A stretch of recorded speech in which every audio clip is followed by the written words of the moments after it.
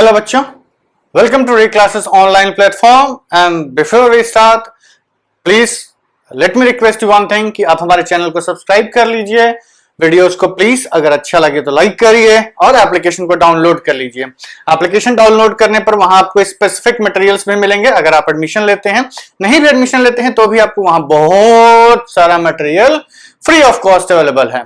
ठीक, चलिए अब देखिए, आज से हम एक नया चैप्टर स्टार्ट करना चाहते हैं, सेट थियरी इस चैप्टर का नाम है। ये सेट थियरी चैप्टर जो है काफी इंपॉर्टेंट कह सकते हैं, because it is the basic foundation of calculus rather functions calculus के लिए बहुत इंपॉर्टेंट है। और फंक्शंस की ओरिजिनेशन इन्हीं सेट थियरी के एलिमेंट्स का रिप्रेजेंटेशन, सेट्स का रिप्रेजेंटेशन, फिर हम आते हैं रिलेशंस पे, फिर कार्टेशियन प्रोडक्ट पे, and then we go to types of functions and all that. ठीक, तो इसके लिए सेट्स आपको समझना जरूरी है।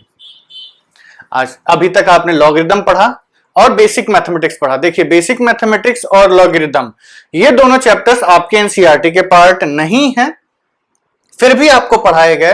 कारण ये है कि बेसिक मैथमेटिक्स वो चैप्टर है जिसमें ऐसी छोटी छोटी चीज हैं जो कि आगे चल के आपके लिए बहुत ज्यादा जरूरी साबित होने वाली हैं, पर उसको एनसीईआरटी में उतना इंपॉर्टेंस नहीं दिया गया है। तो वो आपको जानना जरूरी है, क्योंकि अगर वो क्लियर नहीं हुआ तो आप क्वेश्चंस में फंस जाएंगे। ठीक, दूसरी चीज, लॉगरिथम एक ऐसा चैप्टर है जो पहले एनसीईआरटी में था। जब हम पढ़ते थे तो हमारे इस क्लास में क्लास 9th की बुक में लॉगरिथम चैप्टर था, जो कि हमने पढ़ा था उस टाइम, और हमें अच्छे से याद है। It was a very good chapter, very well defined chapter, पर उसको बाद में over a period of time हटा दिया गया एनसीईआरटी से। अब इसका रीजन हमको नहीं पता, आईसीएसई बोर्ड वाले बच्चों को पता है।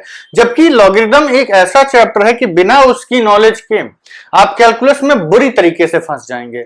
दूसरी चीज, फिजिक्स केमिस्ट्री में भी जब बड़े नंबर्स का कैलकुलेशन इन्वॉल्व होता है तो ये एक्सपेक्ट किया जाता है कि आपको लॉगरिथम आता हो और आप वो लॉग का कॉन्सेप्ट यूज करके उस कैलकुलेशन को सॉल्व करके आंसर ले आए। लेकिन लॉगरिथम पढ़ाया नहीं गया, पर अगर पढ़ाया नहीं गया तो बच्चा कहां से समझेगा। इसलिए ये दो टॉपिक्स हम लोगों ने पहले कवर कर दिए। ठीक, तो लॉग और बेसिक मैथमेटिक्स आपका कंप्लीट हो चुका है। अब हम लोग एक दो और ऐसे टॉपिक्स हैं जो कि डिटेल में एनसीईआरटी में नहीं पढ़ाए गए हैं। एक है आपका quadratic equations.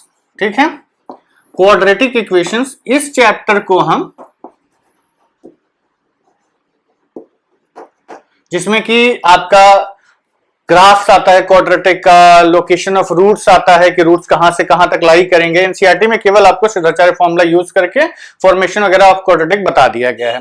But quadratic equations में बहुत कुछ है जो कि आपको अभी सीखना है, जिसमें आपको क्वाड्रेटिक में ही आपका मेथड ऑफ इंटरवल्स वगैरह भी इंक्लूड होता है, जिसमें हम पता करते हैं कि कोई एक्सप्रेशन कब अपना साइन चेंज करता है। ठीक, तो ये सब चीजें ये भी हम आपको बताएंगे। और एक है दूसरा, सॉरी, ये आपका है सॉल्विंग इक्वेशंस। बेसिकली ये और कुछ नहीं है, ये टेक्निक्स हैं। ये टेक्निक्स हैं जिसमें हम कहते हैं कि अलग अलग तरीके की इक्वेशंस, मान लीजिए ये बेसिकली ये आपका लॉजिकल टाइप का है, जिसमें हम 2 वेरिएबल 4 वेरिएबल, नॉर्मली हमारे सिलेबस में क्वाड्रेटिक तक ही इक्वेशंस हैं, लेकिन हम इसमें 4th degree, 3rd degree, 5th degree की इक्वेशंस जो कि ट्रिक यूज करके सॉल्व कर ली जाती हैं, वो सब देखेंगे। जैसे कुछ पर्टिकुलर पैटर्न ऑब्जर्व हो जाता है, कुछ सब्स्टिट्यूशन कर दिया जाता है, कुछ होमोजेनियस टाइप की इक्वेशंस होती हैं, एन डिग्री इक्वेशन को कैसे डील करने हैं। जैसे क्वाड्रेटिक के sum of roots product of roots होते हैं, वैसे ही एन डिग्री इक्वेशन के भी सम ऑफ रूट्स, उसका एक जनरल फॉर्मूला होता है। तो ये दोनों चैप्टर भी हम साथ साथ चलाएंगे। ठीक, तो हफ्ते में आपके 4 से 5 वीडियो हम एनसीईआरटी के भेजेंगे, जिसमें आपके एनसीईआरटी के चैप्टर्स, अब हम एनसीईआरटी स्टार्ट कर रहे हैं सेट थियरी से। तो सेट थियरी का पहला चैप्टर है, सॉरी, एनसीईआरटी 11th का पहला चैप्टर है सेट्स, उसको हम लोग पहले पढ़ेंगे। ठीक, बीच बीच में हम आपको क्वाड्रेटिक स्टार्ट करेंगे और हफ्ते में 1 या 2 वीडियोस, ज्यादा नहीं। देखिए, बेसिकली हम आपसे ये नहीं कह सकते कि आप इसको कॉम्प्रोमाइज कर दीजिए, और क्योंकि इस पे आपका स्कूल एग्जाम्स डिपेंडेंट है, ये किसी चीज के लिए वेट नहीं करता है। स्कूल एग्जाम आपका उसी टाइम होना है, तो आप लोग पहले एनसीईआरटी पे ध्यान दीजिए, एनसीईआरटी कंप्लीट करते जाइए। ठीक, उसके बाद बीच बीच में इसको भी पढ़ते रहिए। क्यों? क्योंकि ये आपको हायर एग्जाम्स के लिए बहुत ज्यादा जरूरी है। हायर एग्जाम्स के लिए ये सब सीखना जरूरी है। बेसिकली देखिए, आपके स्कूल एग्जाम्स में आपका जो बुकिश नॉलेज होता है वो टेस्ट किया जाता है कि भाई बुक में इतना लिखा था, आपने उस बुक को पूरा पढ़ा है या नहीं पढ़ा है, उस बुक के सवाल लगाए हैं या नहीं लगाए हैं। मोस्टली क्वेश्चंस वहीं से आते हैं। लेकिन when you go for higher study exams, वहां पर क्या होता है बच्चों की, वहां पर आपका मेंटल लेवल चेक किया जाता है कि how much is your level of understanding of this subject. वो सब्जेक्ट की अंडरस्टैंडिंग चेक करते हैं, not the understanding of book. Book आप कितना समझते हैं उससे उनको कोई मतलब नहीं। उनको ये पता है कि भैया अगर आपने इक्वेशंस पढ़ लिया, सॉल्विंग इक्वेशंस, क्वाड्रेटिक पढ़ लिया, तो क्या उस लॉजिक को यूज करके आप फोर्थ डिग्री की इक्वेशन सॉल्व कर पाते हैं कि नहीं कर पाते हैं। क्योंकि हायर स्टडीज में आपको इसी का एप्लीकेशन खुद सोचना होगा। जब आप मान लीजिए रिसर्चर बनते हैं, आप साइंटिस्ट बनते हैं, आप बड़े मैथमेटिशियन बनते हैं, you are going to drive some new theory, तो कहीं किताब में नहीं मिलते हैं, you have to think about it. तो आपका मैथमेटिकल अंडरस्टैंडिंग चेक करने के लिए वो एग्जाम्स होते हैं। आपका मेंटल एप्टीट्यूड चेक किया जाता है। ये सब चेक करने के बाद ये डिसाइड किया जाता है कि whether you are capable of taking admission into that institute और नॉट। सो ये हमारी ड्यूटी है कि हम हर बच्चे को इस लेवल का कैपेबल बनाएं कि हमारा हर बच्चा आईआईटी में रैंक 1 लेके आए और टॉप कर जाए, ठीक, ताकि उस पूरी दुनिया के इंस्टीट्यूट्स उसके पीछे पीछे घूमे कि भैया हमारे कॉलेज में आ जाओ, भैया हमारे कॉलेज में आ जाओ। ठीक, आप लोगों को इस लेवल का बनना है। ठीक, चलिए, तो ये दोनों चैप्टर्स भी हम बीच बीच में आपको देते रहेंगे। इन सबको आप लोग ध्यान से देखते रहिएगा। ठीक है, चलिए अब हम लोग स्टार्ट करते हैं सेट थियरी। देखिए, जब आप क्लास 10th में पढ़ते थे तो जो टॉपिक्स आपको पढ़ाए गए, कोई भी टॉपिक ना तो इन डेप्थ पढ़ाया गया है, और दूसरी चीज वो केवल बेसिक बिल्डिंग ब्लॉक्स हैं। मतलब जैसे मान लीजिए आपको कुछ भी बनाना है तो इंजन दिखता कैसा है ये बता दिया गया, गाड़ी दिखती कैसी है ये बता दिया गया, लेकिन अब आपको उस गाड़ी के इंजन के अंदर क्या क्या पार्ट्स हैं वो सब समझने हैं। मतलब अब हर टॉपिक को इन डिटेल पढ़ना है। ठीक, तो हम लोग स्टार्ट करते हैं। हम आपको एक बार आपको चैप्टर्स बता देते हैं। एनसीईआरटी में आपके चैप्टर्स कौन कौन से हैं। सबसे पहला चैप्टर तो आपका है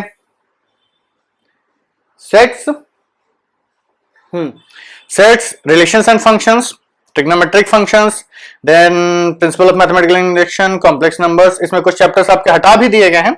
अच्छा, एक और इंपॉर्टेंट चीज, शायद कुछ चैप्टर जैसे प्रिंसिपल ऑफ मैथमेटिकल इंडक्शन इस साल के लिए हटा दिया गया है। ठीक है, वो केवल स्कूल एग्जाम से हटाया गया बच्चों। और अब जब आप आईआईटी का एग्जाम देने जाएंगे, अगले साल, उस टाइम ये सिलेबस इंक्लूड हो जाएगा। क्योंकि ये कोरोना महामारी का जो ये दिक्कत है, दिस पैंडेमिक, ये अगले साल के लिए नहीं है, इस साल की दिक्कत है। अगले साल तक इसका कुछ ना कुछ समाधान हो जाएगा। एंड जब आप 12th में आप इसका एग्जाम देने जाएंगे तो हो सकता है ये वापस जो 30% सिलेबस काटा गया है आपके, ये वापस इंक्लूड हो जाए।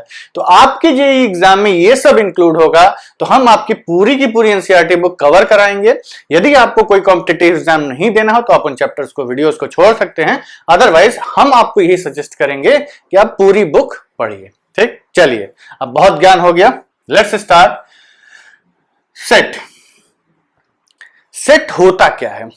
सेट नाम से ही आपको ये पता चलता होगा कि सेट इज किसी चीज का सेट है। अरे सेट में रखो यार, सेट में रखो, ऐसा बोलते हैं ना आप लोग।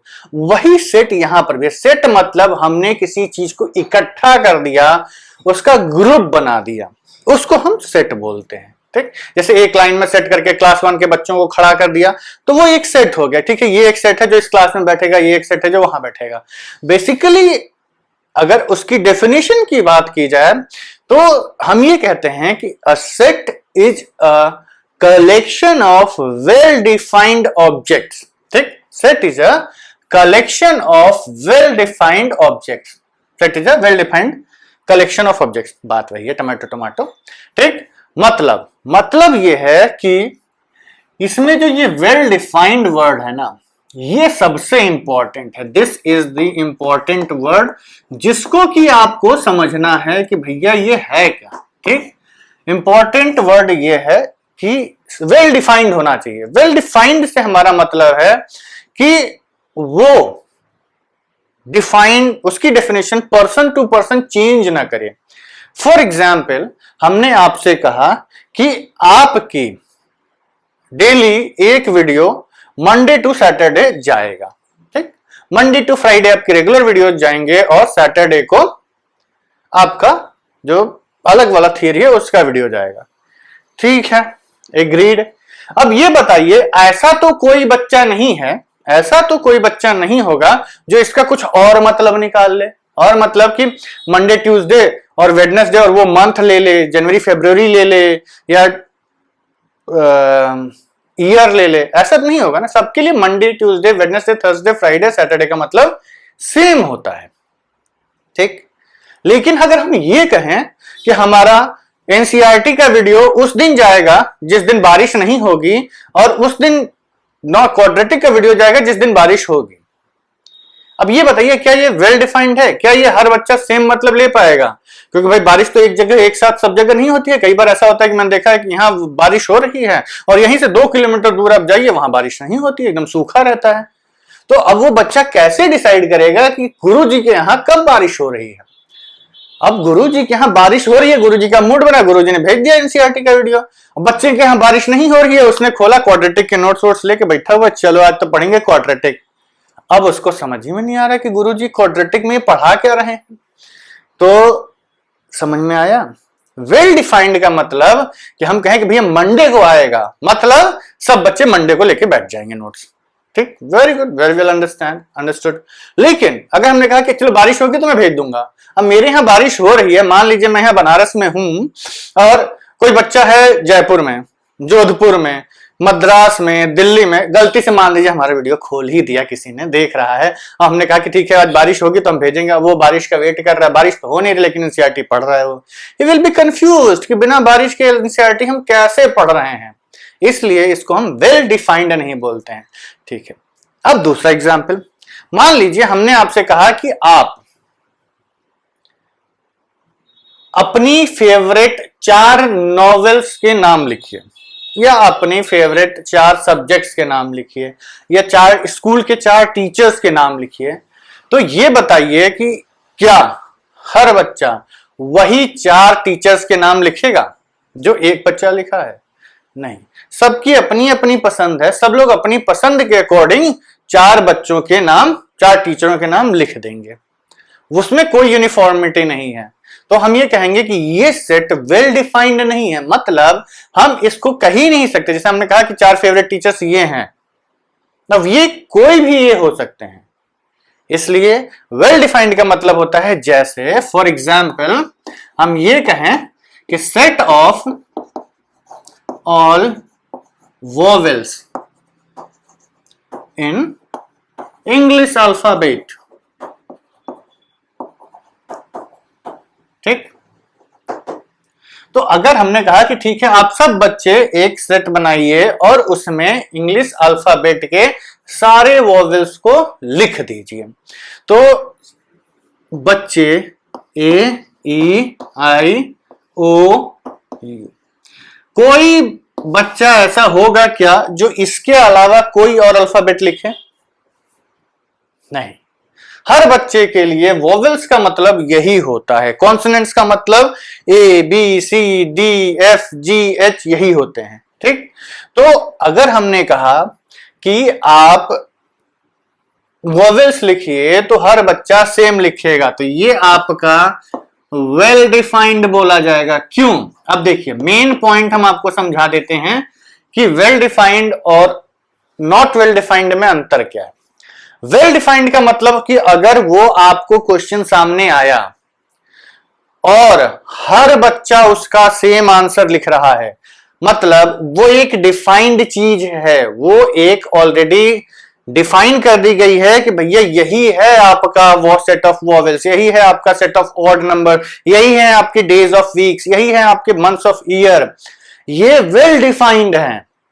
लेकिन ये है आपका टेस्टी फ्रूट, ये है आपका फेवरेट नॉवेल, ये है आपका फेवरेट टीचर, ये है आपका फेवरेट मौसम, ये वेल डिफाइंड नहीं है। जो चीज पर्सन टू पर्सन बदल जाती है वो वेल डिफाइंड नहीं है, और जो चीज हर बंदे के लिए सेम है वो वेल डिफाइंड है। सिर्फ इतना है मतलब। ठीक, तो हमने ये कहा कि ये एक वेल डिफाइंड ऑब्जेक्ट्स हैं। उसी तरीके से डेज ऑफ वीक लिखें।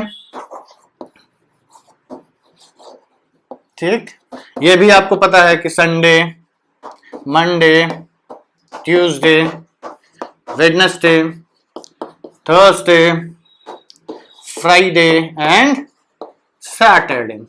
सबके लिए यही होते हैं। 12 महीनों के नाम लिखने के लिए बोले तो आप भी लिख देंगे चैत्र, वैशाख, ज्येष्ठ, आषाढ़, श्रावण, भाद्रपद। ठीक है, कितने लोगों को पता है ये? काफी लोगों को नहीं पता होगा। देखिए, हमारा जो हिंदू कैलेंडर है उसके हिसाब से आपके भी 12 महीने होते हैं। उन 12 महीनों का नाम होते हैं चैत्र, वैशाख, ज्येष्ठ, आषाढ़, श्रावण, भाद्रपद, ये करके 12 महीने हमें पूरे नहीं याद है, बट याद रखने चाहिए। और इन्हीं को इंग्लिश में हम कहते हैं जनवरी, फरवरी। बट ये स्टार्ट उसी सीक्वेंस में नहीं होते हैं, उसी ऑर्डर में नहीं होते हैं, लेकिन ये well defined set of objects हैं। ठीक, जैसे हिंदी के महीनों के नाम लिखिए, इंग्लिश के महीनों के नाम लिखिए, जनवरी, फरवरी, मार्च, अप्रैल वगैरह वगैरह। ठीक, या फिर आपसे कहा जाए कि आप कुछ भी ले लीजिए, जैसे आपने कहा कि लॉग टेबल्स कितने टाइप की होती हैं, तो क्या बेस 10 की रहेगी, बेस ई की रहेगी। ठीक, वो वेल डिफाइंड है। आपसे कुछ पूछा गया और वो ऑलरेडी डिफाइंड है तो हम कहेंगे कि ये एक सेट बन सकता है। तो ये आपके वेल डिफाइंड ऑब्जेक्ट्स होते हैं। और जो वेल डिफाइंड नहीं है वो आपकी चॉइस पे डिपेंड करते हैं, वो पर्सन टू पर्सन डिफर कर जाएंगे। ठीक है बच्चों, तो इसमें हम ये कहते हैं कि जैसे हमने आपसे ये कहा कि set of well defined vowels of English alphabet, तो इसको हम कहेंगे कि इन सारे ये इसके एलिमेंट्स हैं। ये सारे क्या हैं? एलिमेंट्स हैं। अभी हम बताएंगे इनको कैसे रिप्रेजेंट किया जाता है। जितने भी चीजें उस सेट में आती हैं, जैसे जिस डेफिनेशन को आपको लिखा गया उसमें आपसे कहा गया कि सेट ऑफ अल्फाबेट्स, तो आपने वोवेल्स लिख लिया, तो आपने 5 वोवेल्स लिख दिए। तो इन हर एक वोवेल को एलिमेंट्स बोला जाता है। ठीक, और इनको लिखा जाता है एक कर्ली ब्रैकेट के अंदर, ए ई आई ओ यू। ठीक, और यहां पर एक कैपिटल अल्फाबेट लिखा जाता है। ये कर्ली ब्रैकेट्स, इसको बेसिकली हम लोग डिस्क्रीट ब्रैकेट भी बोलते हैं। ठीक, डिस्क्रीट ब्रैकेट। डिस्क्रीट ब्रैकेट का मतलब कि इस ब्रैकेट के अंदर लिखा हुआ हर एक एलिमेंट डिस्क्रीटली इसका पार्ट है। डिस्क्रीटली इसका पार्ट है मतलब ये इंडिविजुअली ये एलिमेंट इसमें लिखा गया है, इंडिविजुअली ये एलिमेंट इसका पार्ट है। ठीक, डिस्क्रीट केवल जो लिखा है वही है, केवल जो लिखा है वही है, ये डिस्क्रीट एलिमेंट्स होते हैं। ये रिप्रेजेंटेशन ऑफ सेट है। ठीक, रिप्रेजेंटेशन है। हम किसी भी सेट को इसी प्रकार से रिप्रेजेंट करते हैं। इसको हम कहते हैं नेम ऑफ द सेट। ये इन जनरल कैपिटल लेटर में लिखा जाता है। ठीक, एलिमेंट्स स्मॉल लेटर्स में लिखे जाते हैं। देखिए, अगर एलिमेंट्स आपके कुछ पर्टिकुलर नाम नहीं है या कुछ स्पेशल कंडीशन नहीं है, तो इन जनरल हम लोग स्मॉल अल्फाबेट्स इसमें यूज करते हैं। और इसको रिप्रेजेंट करने के लिए, किसी भी सेट को, नाम को रिप्रेजेंट करने के लिए हम कैपिटल लेटर्स का यूज करते हैं। ठीक है, इतना क्लियर हुआ आप लोगों को? इसमें नोट करने वाला कुछ नहीं है, नोट करने वाला पार्ट हम लिखवा देते हैं। ठीक है, तो देखिए, definition of a set is a collection of well defined objects, a well defined collection of objects. Example के तौर पर हम लिखें सेट ऑफ ऑल वोवेल्स। ये अभी हमने लिखा था, ये आपको नोट करने के लिए हम लिखवा रहे हैं। तो इसको हम लिखेंगे S is equal to A E I O U. इसमें ये नेम ऑफ द सेट होता है। ठीक, ये रिप्रेजेंटेशन ऑफ सेट होता है।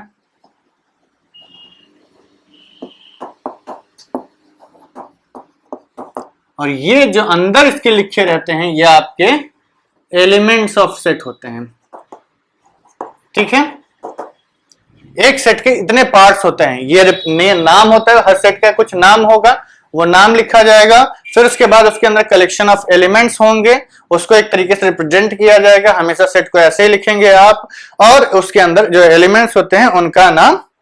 ठीक है, ये आपका टोटल रिप्रेजेंटेशन ऑफ सेट्स है। इसको आप लोग अपनी कॉपी में लिख लीजिएगा, ठीक है। एक और इंपॉर्टेंट चीज इसमें ध्यान दीजिएगा, here order of elements is not important.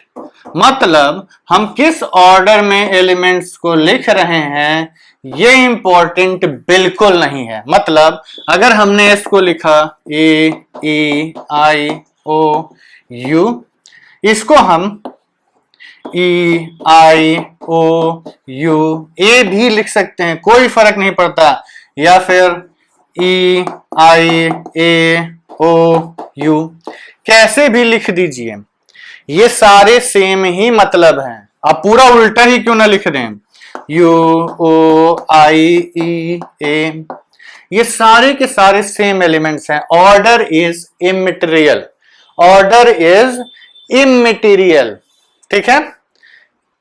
किसी भी सेट में लिखे गए एलिमेंट्स केवल, देखिए समझने की बात यह है कि सेट के अंदर लिखे गए एलिमेंट्स वही उस सेट की पहचान होते हैं, किस ऑर्डर में है। जैसे एक रूम के अंदर हमने 10 बच्चों को बिठा के उसको क्लास 1 का नाम दे दिया, तो अब ये मैटर नहीं करता है कि उस रूम में बच्चे कैसे बैठे हुए हैं। मैटर क्या करता है कि वो सारे बच्चे क्लास 1 के हैं, एक ही टीचर जाएगा वही पढ़ाएगा, ठीक। उसमें अगर ये नहीं है कि हमने बच्चों को ऑर्डर ऑफ सिटिंग चेंज कर दिया तो वो दूसरी क्लास बन जाएगी, नहीं, वो रहेगी क्लास 1 ही, ठीक। ये है आपका order of elements is immaterial, ये ध्यान रखिएगा। ये नहीं कि जितने तरीके से आप सेट को लिखते जा रहे हैं उतने तरीके से आपका सेट नया बनता जाएगा, ठीक। अब हम आते हैं एलिमेंट्स पे।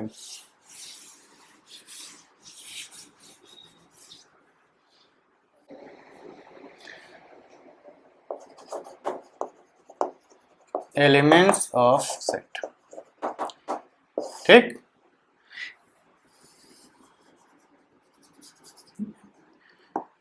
इसको हम कह सकते हैं कि एवरी ऑब्जेक्ट और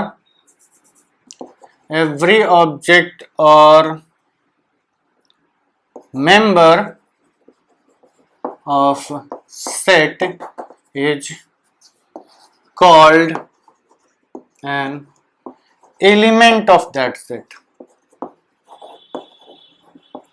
जैसे आपसे यह कहा गया कि हमने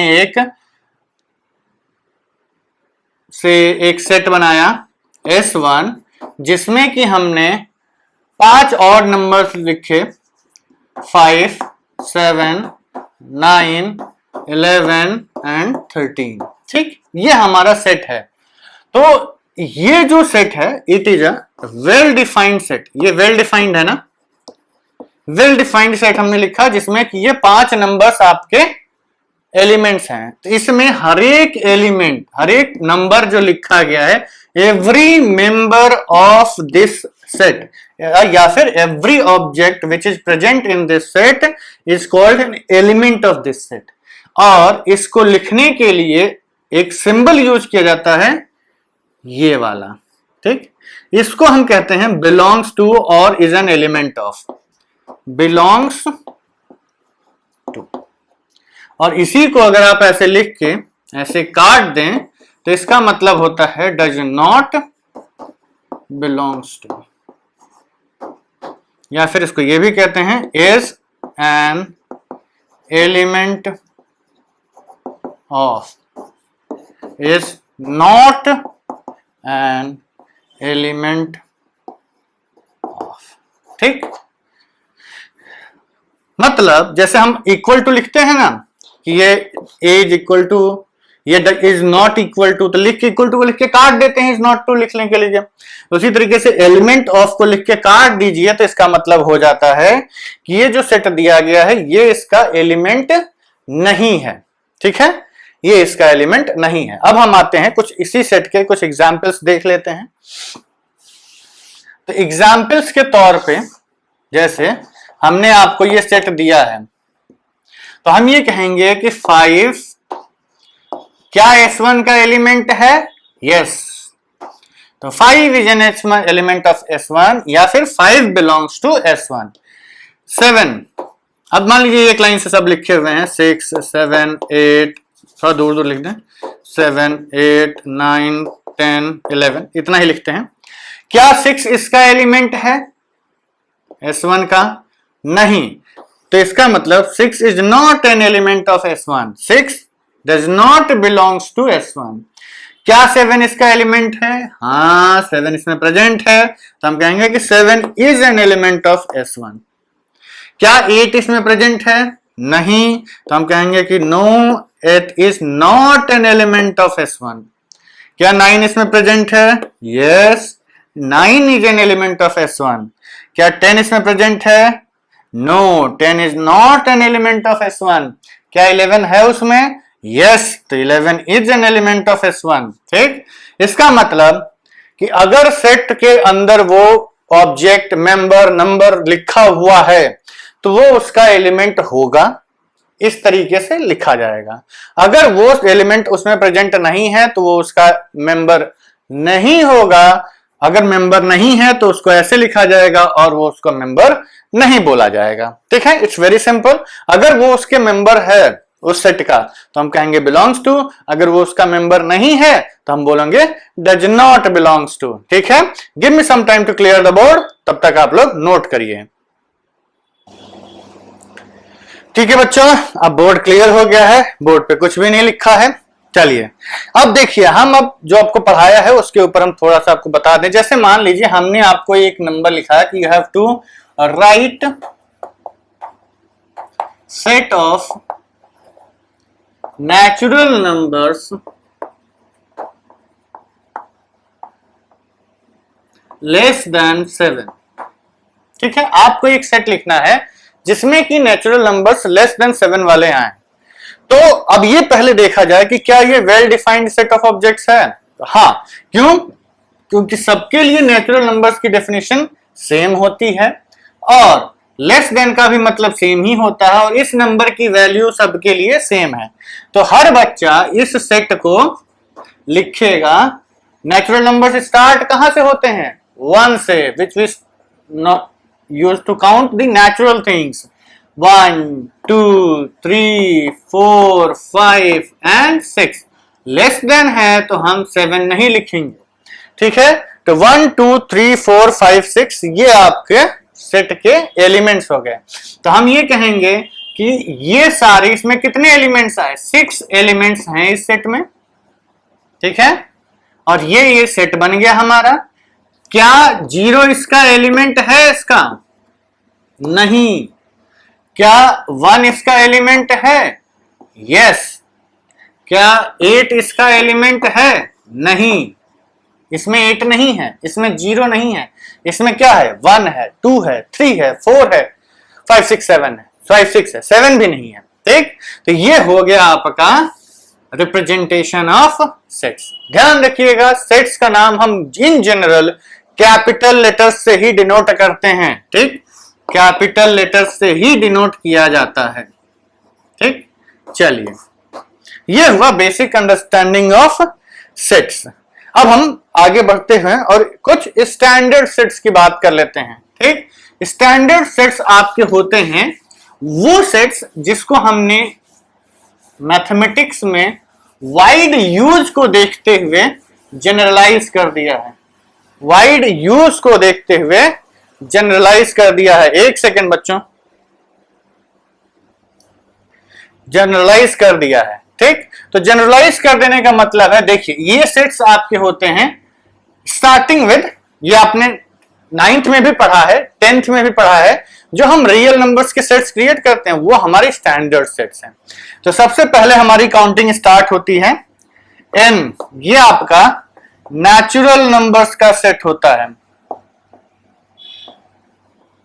ठीक, इसमें आपके आते हैं 1 2 3 dot dot dot dot till infinity, ये आपका नेचुरल नंबर्स का सेट होता है।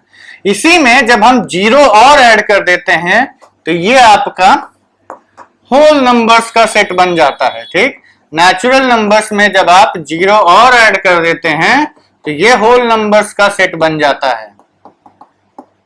ठीक, चलिए नेचुरल नंबर्स, होल नंबर्स, इसके बाद क्या आता है इंटीजर्स का। इंटीजर्स के लिए हम दो अल्फाबेट यूज करते हैं, Z और I। इसमें हम कहते हैं ये जब आप निगेटिव नेचुरल नंबर्स भी ऐड कर देते हैं, मतलब natural numbers plus zero plus negative of natural numbers, ये आपका इंटीजर्स का सेट बनता है। इसको हम माइनस इंफिनिटी से स्टार्ट होता है, -4, -3, -2, -1, 0, 1, 2, 3, 4, मतलब निगेटिव भी है पॉजिटिव भी है। ये आपका आ गया natural numbers, whole numbers, integers. उसके बाद आपका आता है Q, that is rational numbers.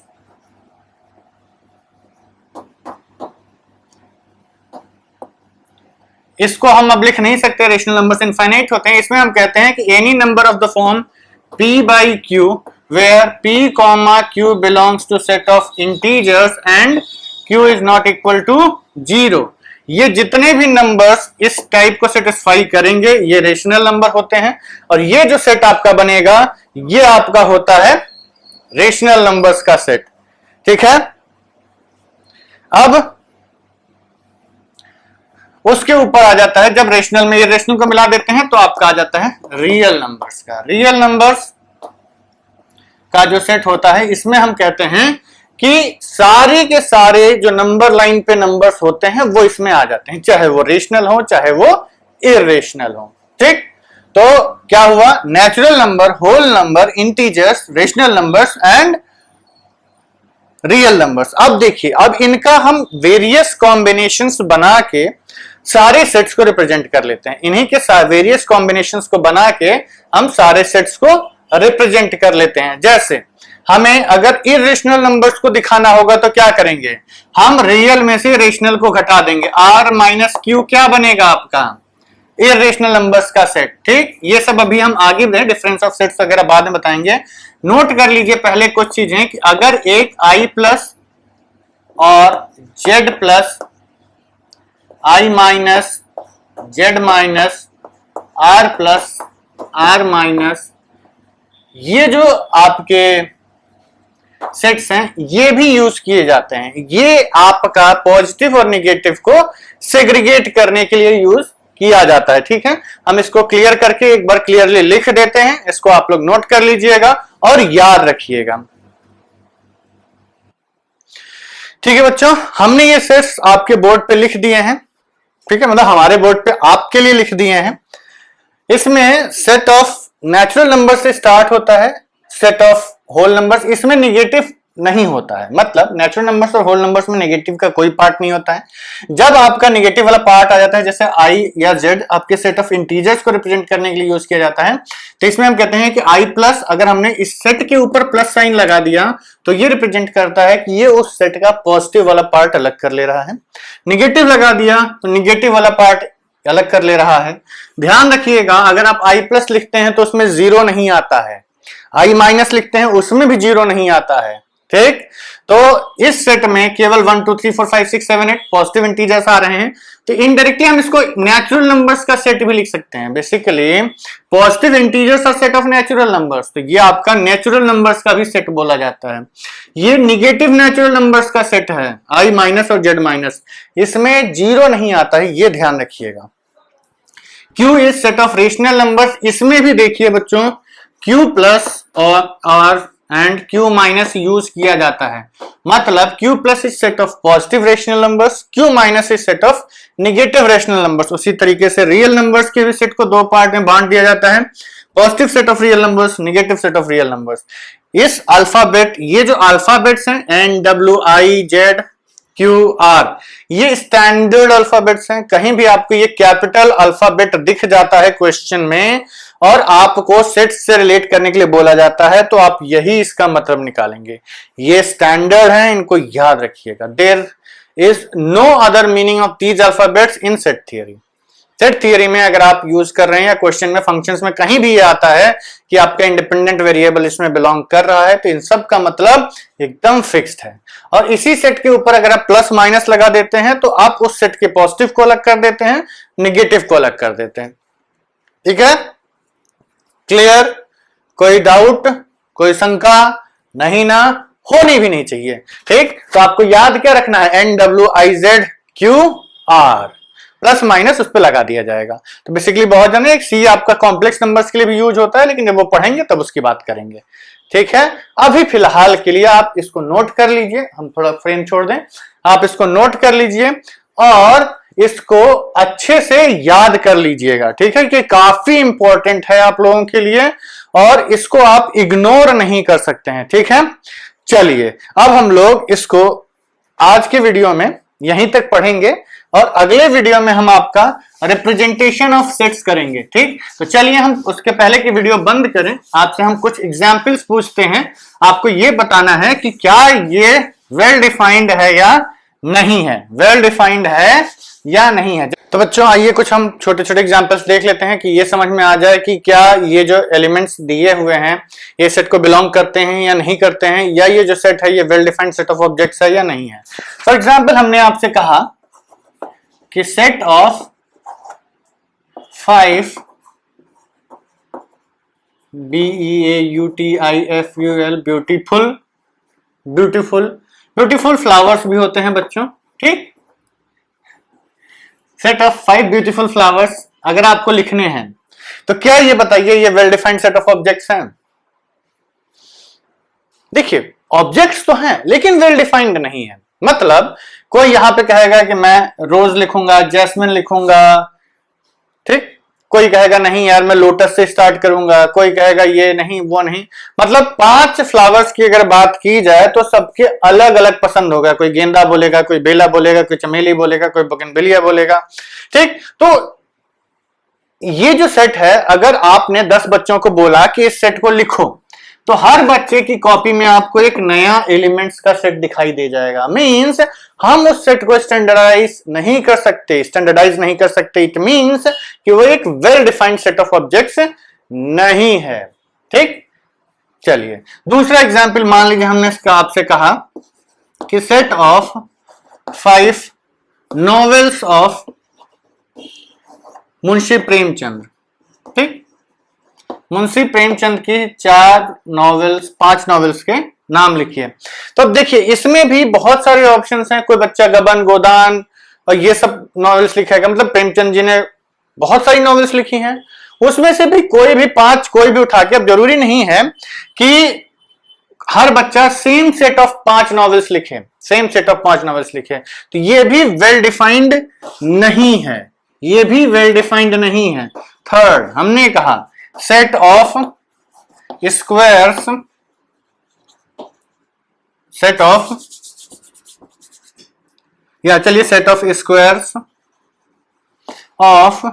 Natural numbers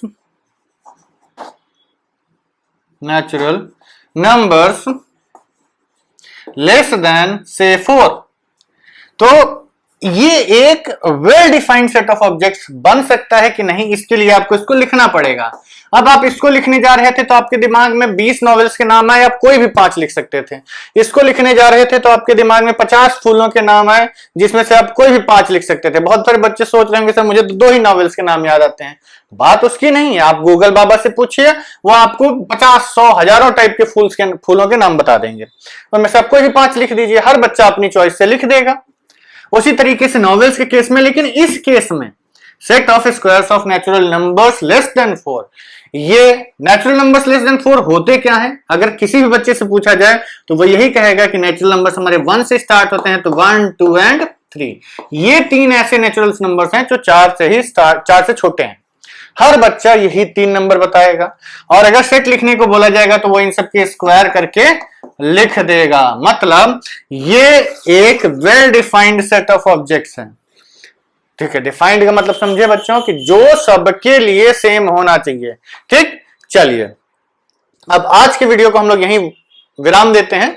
अगले वीडियो में हम लोग रिप्रेजेंटेशन ऑफ सेट्स देखेंगे, जिसमें हम टेबुलर फॉर्म, रोस्टर फॉर्म ये सब पढ़ेंगे। ठीक है, चलिए आप हमारे चैनल को सब्सक्राइब कर लीजिए, वीडियोस को लाइक करिए, एप्लीकेशन को डाउनलोड कर लीजिए। ठीक है, see you in the next video. Thank you very much.